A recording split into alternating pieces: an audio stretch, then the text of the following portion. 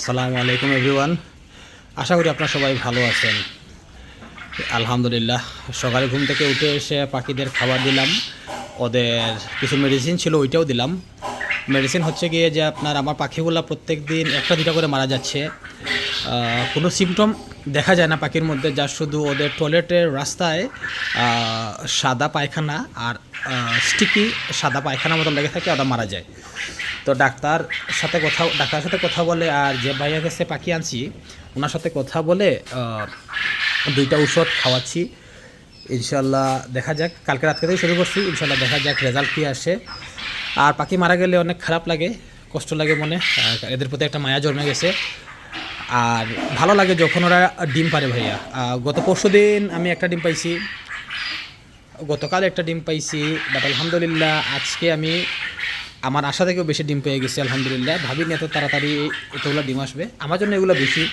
আমি টোটাল 9টা ডিম পাইছি আজকে, 9টা ডিম পাইছি। এই ডিমটা এভারেজ থেকে একটু বড়, বাকি ডিমগুলো এভারেজ থেকে একটু ছোট।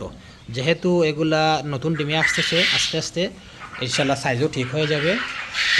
আর আপনার কিছু পাখি এখনও দুর্বল রয়ে গেছে, ওইগুলো ওষুধ খাওয়ার পর যদি সবল হয়, আশা করতেছি ওরাও আস্তে আস্তে ডিম পাড়া শুরু করে দেবে ইনশাল্লাহ। আর আজকে বাচ্চাদের ব্রুডিংয়ের এখানে এসে পাইছি যে 4টা বাচ্চা মারা গেছে। ওরা দুর্বল ছিল অলরেডি, ওরা মারা যাবে, আরও 4-5টাও মারা যাবে এখানে। কয়েকটা দেখতে পারতেছি আমি দুর্বল আছে এখানে, প্লাস হচ্ছে আপনার কয়েকটা পায়ে ব্যথা পাইছে। এটা ব্রুডিং অবস্থায় মেশিনের ভেতরেই সামহাও পায়ে ব্যথা পেয়ে গেছিলো। সো ওদের পাটা একটু বলতে পারেন যে ভাঙ্গা টাইপের। ওরা সার্ভাইভ করতে পারবে কি না জানি না, আমি চেষ্টা করতেছি খাবার দিয়ে, তারপর আপনার ওষুধ দিয়ে। এই যে পানিতে ওষুধ মিক্স করা আছে। নর্মালি বাচ্চা ব্রুডিংয়ে নামানোর পর 2টা ওষুধ খাওয়াতে হয়। একটা হচ্ছে মুরা প্লাস, আর আরেকটা হচ্ছে মক্সিলিন সিভি। এই 2টা 3 দিন খাওয়াতে হয়। তো আমি অলরেডি 2 দিন খাওয়াই ফেলছি, আজকে মেবি কালকে সকালে মেবি 3 দিন হয়ে যাবে ইনশাল্লাহ। এই যে পাখি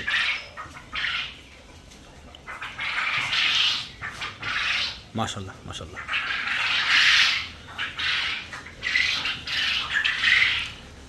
আলহামদুলিল্লাহ। পাখিগুলা দেখতে পারতেছি ভালোই আছে, ওরা সুস্থ আছে, বাট মাঝে মধ্যে যখন মারা যায় তখন ভাইয়া খুব খারাপ লাগে।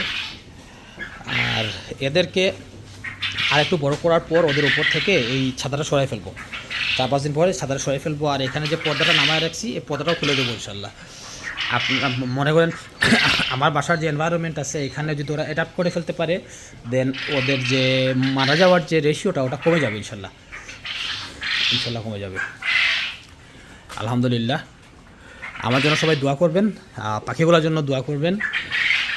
আর যদি আমার ভিডিও ভালো লেগে থাকে তাহলে অবশ্যই আমার চ্যানেলে সাবস্ক্রাইব করে দিবেন, আর আমার অন্যান্য সোশ্যাল লিঙ্কগুলা লাইক কমেন্ট শেয়ার করে দিবেন। সবাই ভালো থাকেন, আসসালামু আলাইকুম।